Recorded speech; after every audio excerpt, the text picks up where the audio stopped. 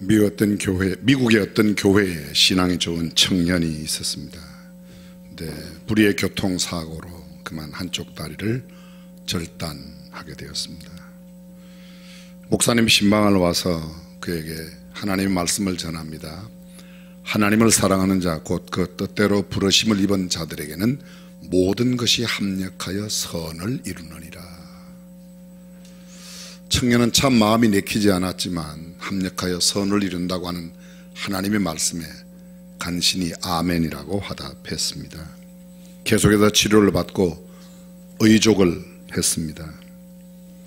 그리고 그 이후에 청년이 하나님의 부르심을 받고 소명을 받아 신학교에 가게 되었습니다. 신학을 마치고 선교에 또 깊은 뜻을 두고 아프리카 오지로 선교를 가게 되는데 그가 간 곳이 식인종이 그대로 우글거리는 그런 곳이었습니다.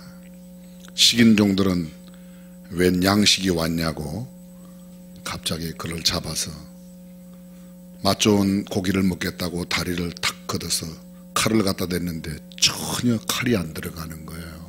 깜짝 놀라서 하나님이 왔다고, 이건 절대로 이거는 사람이 아니라고. 그래서 온 식인종 마을이 복음화되었다는 이야기가 있습니다. 그래요. 생각해보면 우리가 생각할 때 감사의 조건이 있어서 감사하는 일은 누구나 할 수 있는데, 감사할 수 없는 조건이라고 생각되는 경우에도 성경은 감사라고 말합니다. 성경을 읽으면서 가장 와닿지 않는 부분이 뭔가 하면 항상 기뻐하라. 항상 기뻐할 수 있어요? 사랑하는 남편이, 사랑하는 아내가, 아니면 부모님이, 자식이 나를 두고 떠나간 상황에서 어떻게 기뻐할 수가 있습니까? 계속 희죽희죽 웃고 다닌다고 생각해 보세요. 요 놈에 있는 병원으로 가야지 됩니다. 범사에 감사하라. 감사 조건이 있을 때, 합격했을 때, 승진했을 때, 당선되었을 때 감사하는 거야. 누가 못합니까? 그러나 실패했을 때, 낙선했을 때, 시험에 떨어졌을 때, 사업이 안 될 때 감사하는 것 아무나 하는 일이 아닙니다. 하나님은 우리가 하지 못하는 일을 하라고 하시지는 않았을 겁니다. 그렇게 해야만 하기 때문에 마땅히 성도의 삶은 범사에 감사하고 쉬지 말고 기도하고 항상 기뻐하는 삶을 살아야 되겠기에 그렇게 하라고 하신 줄로 믿습니다. 동물과 사람의 차이가 무엇입니까? 그것은 바로 감사할 줄 아느냐, 감사를 모르느냐. 섹스피가 그런 말을 했습니다. 동물과 사람의 차이는 감사하는 것과 감사하지 않는 것의 차이라고 그랬습니다. 독일의 어떤 병원의 한 환자가 입원해서 수술을 받게 됐는데 이분이 설암, 혀가 암이 걸려서 혀를 자르게 되었습니다. 자르면 말을 하지 못하는데 마지막으로 하고 싶은 말이 뭐냐? 아내를 부를까 아니면 누구를 부를까 자식을 부를까 한참 고민을 하다가 이분이 드디어 입을 뗐습니다. 주 예수님 감사합니다. 자기를 구원해 주신 주님을 향한 감사의 마지막 한마디를 남기고 혀를 잘랐다는 겁니다. 사랑하는 성도 여러분, 저와 여러분은 얼마나 감사하며 살고 있습니까? 유명한 철학자 버나드 쇼가 말합니다. 세상 모든 책이 다 없어진다 해도 꼭 하나만 가질 수 있다면 나는 욥기를 갖고 싶다. 기자가 물었습니다. 왜 욥기서를 갖고 싶으냐? 왜냐하면 욥이 그런 고통과 아픔, 그런 외로움과 슬픔, 10남매의 자녀를 한꺼번에 다 잃어버리고 사랑하는 아내도 당신 믿는 하나님이 없으니 하나님을 저주하고 죽으라고 말할 때에도 여전히 그가 입술로 범죄치 아니하고 감사하며 살았기 때문에 어떤 환경 가운데도 감사하는 그 책 그거 한 것만 있으면 된다고 그랬습니다. 미국의 어떤 교회에 감사 집사님이라는 별명을 가진 집사님이 계셨는데 이분은 언제나 웃고 언제나 감사하는 겁니다. 집에서도 교회에서도 시장에서도 길거리에서도 사람을 만날 때도 언제든지 감사가 넘쳐요. 근데 이분의 감사가 좀 유독 특별한 것은 설교 시간에도 감사가 넘기 때문에 감사합니다 이렇게 놀라셨죠? 깜짝깜짝 놀래. 설교하는 목사가 놀라서 설교를 잃어버릴 만큼 그렇게 감사를 요란하게 떠는 겁니다. 목사님이 늘 기분이 언짢아요. 그 감사가 너무 심해서, 요란한 감사여서. 근데 마침 그 교회에 그 주의 주지사와 새로 부임한 경찰국장이 주일날 예배를 온다고 그래서 목사님이 근심이 생겼어요. 근심이. 그날도 또 처음 오신 분이 계신데 갑자기 소리 지르면 얼마나 놀라실까 싶어서 고민 끝에 뭐를 줘도 감사할 것 같아서 감사 못하도록 하려고 지도책을 한 권 주고 그분한테 이야기를 해서 당신 오늘 예배 참여하시고 밑에 저 방에 가서 좀 있어라. 그래서 이제 예배가 시작됐습니다. 그분은 그 지도책을 갖고 밑에 가 있는 겁니다. 한참 설교가 진행되는데 갑자기 밑에서 소리를 막 지르고 난리가 난 거예요. 도대체 지도책에 뭐가 감사가? 예배 끝나자마자 목사님이 그 집사님께, 감사 집사님한테 가서 도대체 지도책에 뭐가 그렇게 감사하냐 그랬더니 여기 보라고. 필리핀 옆에 전 세계에서 가장 깊은 바다 깊이가 10,000m가 넘는데 성경에 보면 우리의 죄를 깊은 바다 가운데 던졌다고 그랬으니 10,000m 깊은 바다 속에 우리의 죄를 넣었으니 그 죄가 나올 리가 없으니 얼마나 감사하냐고 그러더래요. 감사의 조건이 맞아서 감사하는 게 아니라 감사하는 사람은 어떤 환경 가운데도 감사하고 불평하는 사람은 감사의 조건이 아무리 많아도 뭐를 찾아서도 불평하고 원망하고 시비 걸고 입이 대빨 나오는 겁니다. 여쭤봅니다. 여러분은 감사의 사람입니까? 불평과 원망의 사람입니까? 성경은 이렇게 말합니다. 범사에 감사하는 사람이 성경적인 그리스도인이라고 말하고 있습니다.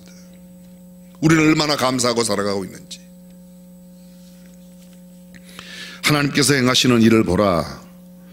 그 일이 얼마나 신묘막측한지. 전도서는 이렇게 말합니다. 하나님이 행하시는 일을 보라. 하나님이 굽게 하신 것을 누가 능히 곧게 하겠느냐. 형통한 날에는 기뻐하고 곤고한 날에는 생각하라. 하나님이 이 두 가지를 병행하게 하사 사람으로 그 장래 일을 능히 헤아려 알지 못하게 하셨느니라. 인생을 살아가면서 인생에는 형통한 날도 있고 곤고한 날도 있습니다. 오늘 형통하면 내일 곤고할 수 있습니다. 오늘 곤고하면 내일 형통할 수 있습니다. 곤고와 형통을 병행케 하셨다고. 곤고한 날만 있는 인생도 없고 형통한 날만 있는 인생도 없습니다. 오늘까지 형통한 날만 걸어왔다. 어쩌면 내일 곤고한 날이 올 수도 있습니다. 그래서 성경은 말합니다. 형통한 날에는 기뻐하고 곤고한 날에는 뭐하라? 생각하라. think라고 하는 생각이 thank라고 하는 감사와 어원이 같은 겁니다. 생각하면 감사한다는 것입니다. 하나님께서 인생들에게 이렇게 날을 주셨는데 때로는 곧게, 때로는 굽게, 때로는 오르막길, 때로는 내리막길, 때로는 비단 꽃길이 있는가 하면 어떤 때에는 가시밭길, 돌짝밭길, 험난한 길, 어려운 길, 어떤 때는 넓은 길이 있는가 하면 어떤 때는 아주 좁은 길입니다. 낭만적인 오솔길이 있는가 하면 어떤 때는 외롭고 쓸쓸하고 고독하고 적막하고 음산한 길을 걸어갈 때가 있습니다. 오늘 어쩌면 내가 적막하고 외롭고 고독한 길을 가더라도 내일이면 넓은 길로 탄탄대로가 있을 수 있다는 게 성경이 말하고 있는 인생길입니다. 건강할 때가 있는가 하면 어떤 때는 생명을 위협하는 질병과 고통의 길을 걷게도 됩니다. 어떤 때는 부유하고 넉넉한가 하면 어떤 때는 정말 먹을 것도 없을 만큼 가난할 수도 있습니다. 사람은 누구나 환난과 고통이 그 아픔, 환난과 고통과 아픔과 슬픔이 없는 찬란한 길, 화려한 길, 멋진 길, 사랑과 평강이 넘치는 기쁨의 길로 걷기를 원하지만 인생은 기쁨의 길도 있지만 기쁘지 않은 길도 있다는 겁니다. 고통 없는 인생은 없습니다. 환난과 역경과 고난과 염려와 근심이 없는 인생에는 결단코 없습니다. 어떤 현인의 말씀처럼 고통과 환난 없이는 인생은 만들어지지 않는다는 것은 만고불변의 진리라고 말할 수 있습니다. 출생에서 무덤까지 항상 기쁠 수 없고 항상 슬플 수 없습니다. 어쩌면 인생은 기쁨의 날보다는 슬픈 날과 아픈 날이 더 많은지도 모릅니다. 마음이 아프고 생각이 아프고 내 육체가 아프고 염려 근심거리가 많습니다. 엄마에게 태어나는 순간 엄마가 많은 고통을 받고 태어난 아기는 잊고 모르지만 상당한 고통이 따르게 되어 있습니다. 자신도 느끼지 못하는 그런 출생 자체가 고통입니다. 인생살이 과정 자체가 모두 고통과 번민과 염려와 걱정, 불안, 긴장 이런 것들이 계속되는 겁니다. 아무리 진실하고 독실한 그리스도인이라 할지라도 피할 수 없는 문제와 직면할 수도 있고 시험을 당할 수도 있고 번뇌와 고민에 빠져 있을 때가 있습니다. 성경은 그리스도인들에게 질병과 고통과 환난의 면제를 약속하지 않았습니다. 때로 그리스도인들에게도 몹쓸 병도 걸립니다. 암도 걸릴 수 있고 경제적으로 어려울 수도 있습니다. 문제는 그러한 어려운 환경 가운데도 하나님께서 베푸신 은혜를 생각하고 감사하는 사람이 성경적인 하나님의 사람인 줄로 믿습니다. 어떤 시인이 노래했습니다. 내 삶에 고통이 없다면 나는 노래하는 자가 되리라. 그러나 고통이 없다면 노래가 만들어지지 않을 것이리라. 무슨 말이에요? 그게 병행하여 있다는 이야기입니다. 그렇습니다. 고난과 역경, 아픔과 고통, 슬픔과 환난 없는 인생은 없습니다. 그리고 그것들 없이는 삶의 노래가 있을 수 없습니다. 성경적인 바른 믿음을 갖고 제대로 살아보겠다고 결심하고 다짐하지만 어느새 역경과 시험이 함께 다가옵니다. 오늘부터 성경 열심히 읽어야지 그러면 꼭 못 읽는 상황이 와요. 기도를 꼭 새벽 기도 나가야지 그러면 꼭 손님이 오거나 그러죠. 다음 주일부터 예배당에 나가야지 그러면 그날 딱 보면 토요일날 시어머니가 오시든지 친척이 와서 또 못 가게 하면 그런 경험 못 해봤어요?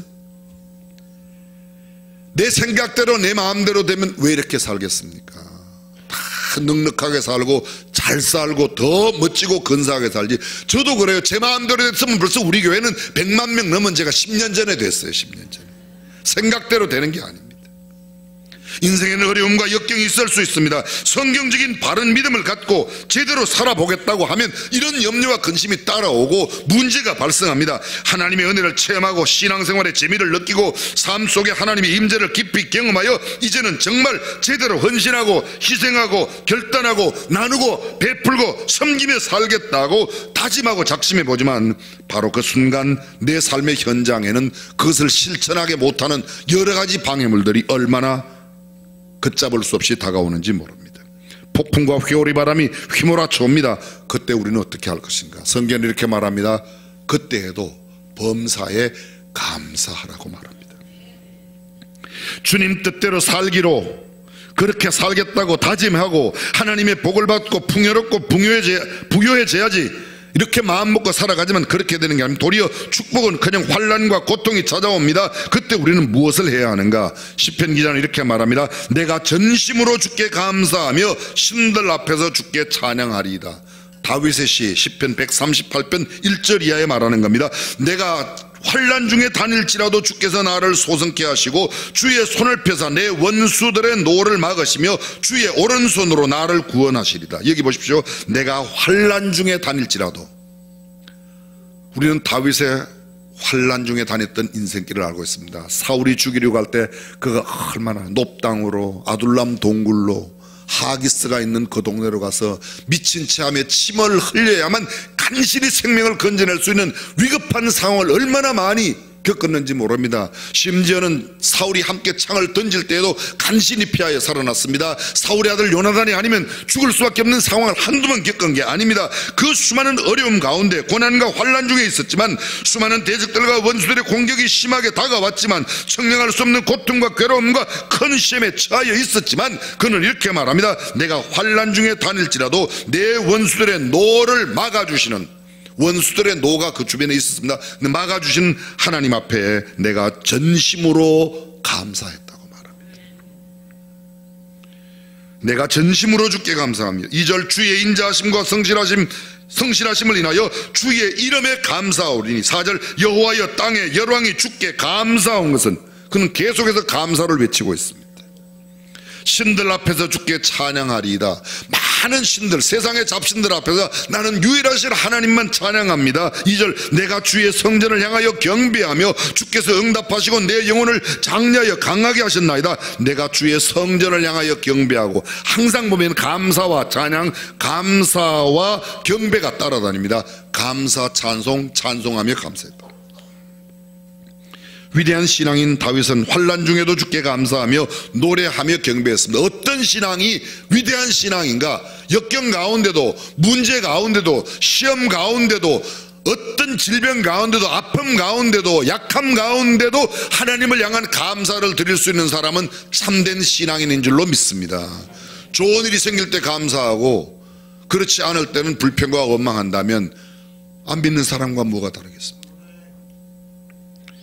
우리는 다윗이 만난 환란이 구체적으로 어떤 것인지 알 수 없지만 한 가지 분명한 것은 그 환란 가운데도 감사하며 환란 가운데도 하나님 앞에 찬양하며 경배했다는 겁니다. 신앙적으로, 정치적으로, 경제적으로, 사회적으로, 정신적으로, 육체적으로, 무엇보다 영적으로 수많은 갈등과 문제가 산적하여 우리 앞에 음습해 옵니다. 달려옵니다. 그러나 그때에도 그 어떤 경우에도 하나님 앞에 감사하며 살아가는 저와 여러분이 되시기를 주님의 이름으로 축원합니다. 시편 100편의 시편 기자가 말합니다. 온 땅이여 여호와께 즐거이 부를지어다. 감사함으로 그 문에 들어가며 찬송함으로 그 궁정에 들어가서 그에게 감사하며 그 이름을 송축할지어다. 쉬운 말로 바꿔보겠습니다. 하나님 앞에 나올 때, 하나님의 궁정에 들었을 때, 요새 말로 바꾸면 예배당에 올 때 입 내밀지 말고 감사함으로 주님 앞에 나와라. 감사함으로 주께 감사의 제를 올리고 그 이름을 송축할지어다, 찬양할지어다, 찬송할지어다. 교회 나오면서 입이 만큼 나오고 그렇습니다. 감사와 노래와 경배, 그러한 마음으로 하나님 앞에 나오는 자의 제사를 주님이 받으신다고 말합니다. 오늘 우리가 다니엘서 6장의 말씀을 읽었습니다. 다니엘서에 감사라는 말이 3번 나옵니다. 2번은 다니엘이 드리는 감사이고 1번은 느부갓네살 왕이 드리는 감사예요.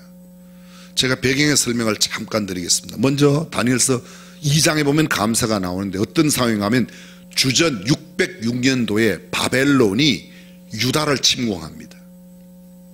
이미 북방 이스라엘은 없어졌고 남방 유다만 남아있을 때 606년 BC예요. 지금부터 2624년 전인가? 그렇게 공격을 해왔습니다. 느부갓네살 왕이 즉위하면서 처음으로, 그때는 유다에는 왕 여호야김 왕 3년 때였습니다. 침공해서 성전의 기구들과 그 나라의 좋은 보물들 일부를 가져갑니다. 그리고 왕궁과 왕실에 있는 사람들도 포로로 붙잡아 갔습니다. 1차 포로로 붙잡혀 가는 겁니다. 그때 느부갓네살 왕이 환관장 아스브나스에게, 환관장은 그 왕실 내에 모든 음식을 관할하는 사람인데 그 사람한테 이야기합니다. 붙들려 온 어린 소년 가운데서 지혜롭고 총명한 아이들을 몇 명 뽑아다가 3년 동안 교육을 시켜서 앞으로 바벨론 나라의 일꾼으로 쓰자고 합니다. 환관장 아스브나스가 4사람을 뽑았습니다. 그 4사람의 이름이 성경에 나타나는데 첫 번째가 다니엘이고 나머지 3사람은 다니엘의 친구 하나냐와 미사엘과 아사랴였습니다. 근데 이들을 불러다가 왕이 먹는 음식을 주고 왕이 마시는 포도주로 그들을 먹이려고 그랬는데 다니엘이, 성경에 다니엘서 1장 10절에 다니엘이 뜻을 정하여 왕의 진미와 포도주로 자신을 더럽히지 아니하리라고 환관장 아스브나스에게 이야기합니다. 환관장님, 우리는 술 안 먹겠습니다. 고기 안 먹겠습니다. 앞으로 열흘 동안 왕이 먹는 그 음식 안 먹고 우리는 채소만 먹을 텐데 열흘 뒤에 우리가 고기 먹는 사람, 포도주 먹는 사람보다 얼굴이 못하면 우리도 고기 먹겠습니다. 열흘 뒤에 가봤더니 다니엘과 그의 친구들의 얼굴은 환하게 빛납니다. 그런데 다른 사람들과 더 나으니까 오케이, 너는 앞으로 고기 안 먹어도 되고 술 안 먹어도 된다. 3년이 지나갔습니다. 그리고 드디어 왕 앞에 섭니다. 왕 앞에 섰는데 다니엘은 다른 사람들보다 훨씬 더 10배나 지혜가 뛰어났고 그의 친구들도 탁월했습니다. 바벨론 도를 가르칩니다. 다니엘은 그 이외에도 몽조를 깨달아 꿈의 해석을 잘하고 하나님의 말씀을 바르게 깨달아서 그것을 알려주는 사람이 되었던 겁니다. 그런데 이게 웬일입니까? 느부갓네살 왕이 있은 지 2년 되었을 때 꿈을 이야기하는 겁니다. 그 꿈이 뭔지를 몰라요. 모든 술객들과 박사와 모든 점장이들을 다, 바벨론에 있는 사람들을 다 불러 모으고 내가 꾼 꿈이 무슨 꿈인지 그 꿈도 알아맞추고 꿈도 해석하라는 겁니다. 만약 이 꿈을 너희가 말하지 않고 해석하지 못하면 너희 전부 너희의 몸을 쪼갤 것이고 너희의 집은 거름더미를 만들겠다. 왕의 신하 아리옥에게 이야기합니다. 천하의 모든 술객들과 박사, 박수, 점장이를 다 불러, 술사까지 불러 모았습니다. 그들에게 이야기합니다. 그랬더니 그들이 이야기합니다. 왕이 무슨 꿈을 꾸었는지 이야기를 해야 해석할 거 아닙니까? 잔소리 말어. 내가 꾼 꿈도 알아맞추고 해석도 하라는 겁니다. 왕이시여 그런 일이 없습니다. 역대 그 어떤 큰 왕들도 이렇게 말한 적은 한 번도 없습니다. 전례가 없습니다. 그러니 이건 왕이 안 됩니다. 너네들이 천연하려고 그래요. 천연한다는 말은 너희가 날짜를 끌다가 시기를 봐서 그냥 살려고 그러지. 어린 맘부르지도 없는 소리 하지 마라. 아리옥을 불러서 저 사람들을 다 죽이라고 그럽니다. 그 명령을 받들고 아리옥이 왕궁 밖으로 나오는데 누구를 만났는가? 다니엘을 만났습니다. 다니엘이 왜 저렇게 난리가 났습니까? 그러니 아리옥이 이야기합니다. 임금님 꿈을 알아맞추고 해석을 해야 된다. 다니엘이 임금님께 가서 이야기를 합니다. 느부갓네살 왕이여 만세수를 하시옵소서. 그 꿈을 제가 알아맞힐 테니 기한을 주십시오. 기한을. 그리고 나옵니다.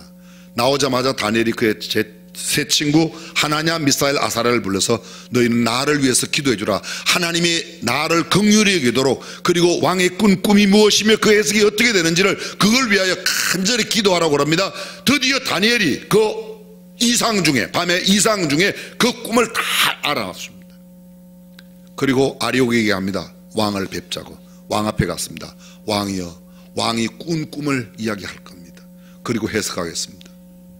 신하들은 이야기하며 다른 박사와 술객들은 이것은 몸과 함께하는 신, 그런 신들은 절대로 모르고 몸과 함께하지 않는 신만 아는 일인데 이게 아무도 못합니다. 이건 못합니다. 근데 다니엘이 가서 이야기합니다. 왕이시여, 왕이 꿈을 꾸셨습니다. 왕이 꾼 꿈은 이런 겁니다.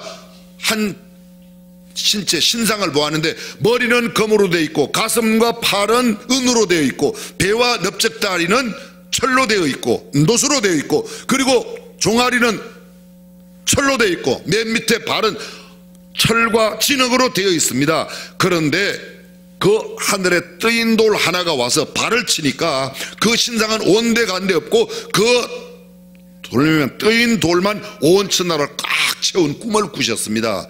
이거는 하나님께서 왕에게 왕이 될 일을 보이신 겁니다. 지금 금머리는 왕이시고 다음 왕은 가슴에 은, 팔과 가슴은 은의 나라가 될 것이고 그 다음에는 노새 나라가 되고 그 다음에는 철의 나라가 되고 그 다음에는 진흙과 철이 섞였는데 그 섞였다는 말은 이방인들과 함께 섞여서 하늘에 떠인 돌, 우리 주님이 오셔서 이 모든 것을 없애는 겁니다. 그러니 그 꿈 이야기를 다 들었을 때에 느부갓네살이 어떻게 했죠? 여러분 성경에도 나와요. 내려와서 다니엘에게 왕이 절을 합니다. 왕이. 그리고 그를 높여 그에게 온 바벨론을 다스리게 하는 그런 권세를 주고 다니엘의 세 친구에게도 그 도를 다스리게 하는 높은 지위와 자기를 내려줬습니다. 그들이 일단 일단락되었습니다. 그때 이렇게 말합니다. 하늘의 하나님 앞에 그가 감사했다. 세상에 이것은 감사할 상황이 아닙니다. 이런 터집이 어디 있습니까? 꿈이라도 이야기하고 꿈 해석을 하라고 그래야지. 꿈도 알아맞추고 해석도 해라. 그런 절체절명의 위기 가운데 그것을 알려주신 하나님 앞에 다니엘이 하나님께 감사했다.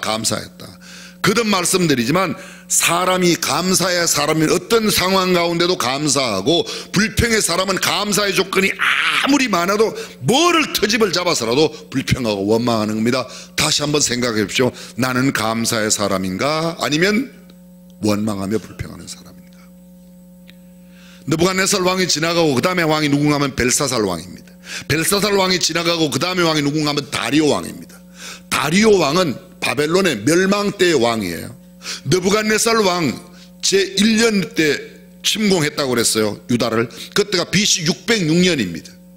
근데 다니엘은 어느 때까지 얘기했냐면 다니엘이 포로로 잡혀갔던 바벨론 왕조가 완전히 멸망되고 그 다음 왕조가 바사 왕국이 들었습니다. 바사 왕국이 들어섰을 때 바사 왕의 첫 번째 왕이 고레스 왕인데 그 고레스 왕 원년에 딱 돌아가자마자 유다 백성들, 포로로 잡혀온 사람들을 다 돌려보냅니다. 그 돌려보낼 때가 536년입니다. 자 보십시오. 아까 붙잡혀갈 때가 몇 년이었어요? 606년이었어요. 지금 다시 돌아올 때가 몇 년이에요? 536년. 몇 년 지났어요? 70년 포로 생활. 근데 70년 포로 생활에 잡혀갈 때 소년으로 잡혀갔어요. 다니엘이 소년으로 10살이라고 해도 지금 몇 년 됐어? 나이가요 80이 된 거예요. 그때도 함께 다니엘이 그 일을 감당했습니다. 다니엘의 나이 80이 다 됐습니다. 그 536년에 돌아오는데 536년 두 해 전이니까 538년이에요. BC는 거꾸로 연대가 내려오니까 포로된 지 68년 되었을 때에 그때 다니엘은 바벨론 127도에 3명의 총리가 있었는데 3명의 총리 가운데서도 으뜸 총리로 있었습니다. 으뜸 총리로 있었는데 신하들이 다니엘을 얼마나 시기하고 미워하고 질투하는지 죽이고 싶어요. 근데 무슨 일을 봐도 다니엘에게 책 잡을 것이 없습니다. 한 가지 책을 잡는다면 그가 하나님을 섬기는 것을 죄로 만들지 않고는 절대로 죄를 뒤집어 씌울 수 없다. 그래서 그 신하들이 다리오 왕에게 합니다. 왕이시여 만세수를 하옵소서. 앞으로 30일 동안, 한 달 동안 왕이 만드는 금신상 외에 다른 누구에게든지 기도를 하거나 절을 하는 사람은 잡아다가 사자굴 속에 넣게 하면 어떻겠습니까? 왕 외에, 왕이 만든 신상 외에 다른 신을 섬기거나 기도를 하면 넣는다. 왕이 기분이 좋아서 그것도 모르고 거기다가 옥새를 꽉 찍었습니다. 어인을 꽉 찍었습니다. 오늘 성경 다니엘서 6장 10절, 왕의 조서에 어인이 찍힌 것을 알고도, 옥새가 찍혀 있는 것을 알고도 다니엘이 집으로 돌아가 예루살렘에 나가야 창문을 열어놓고 하루에 3번씩 뭐하고? 기도하며 그 다음에 감사하였더라. 감사했다. 여러분, 이게 감사할 상황이에요. 나이가 지금 80이 넘었어요. 10살 때 붙잡혀 갔다고 그래도 지금 78세요 68년 됐으니까 10살 넘어서 한 12살이라면 지금 나이가 80살입니다. 이 노인네가, 다니엘 노인네가 왕의 조서에 어인이 찍힌 것을 알고도 가서 창문을 열고 기도합니다.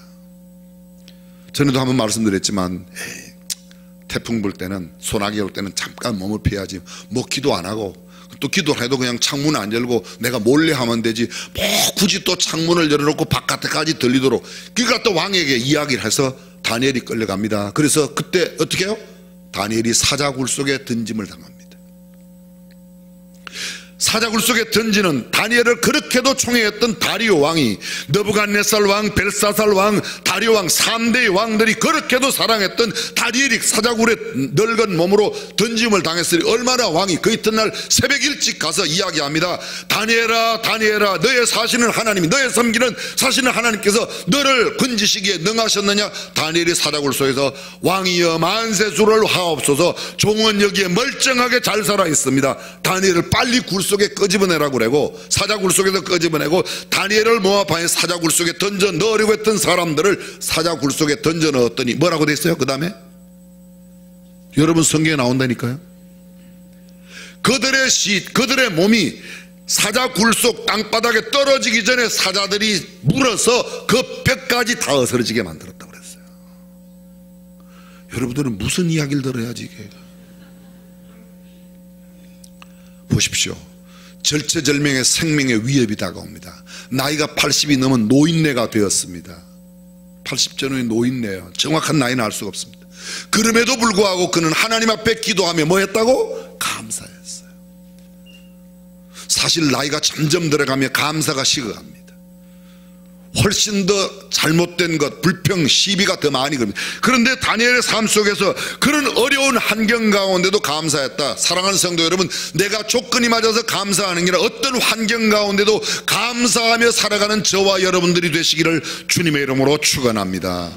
하나님의 축복받는 비결이 거기에 있습니다.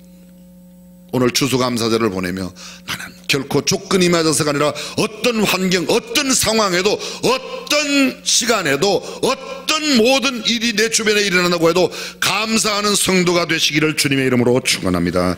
전능하신 우리 하나님 아버지, 사사로운 인간의 생각대로 살지 않고 하나님의 말씀대로 살아가는 우리 모두가 되게 하여 주시옵소서. 기쁠 때뿐만 아니라 슬플 때에도, 건강할 때뿐만 아니라 병들 때에도 언제나 감사하며 살아가는 성경 속의 하나님의 사람 다니엘처럼 우리도 감사의 사람이 되게 하옵소서. 우리 주님 예수님의 이름으로 기도합니다.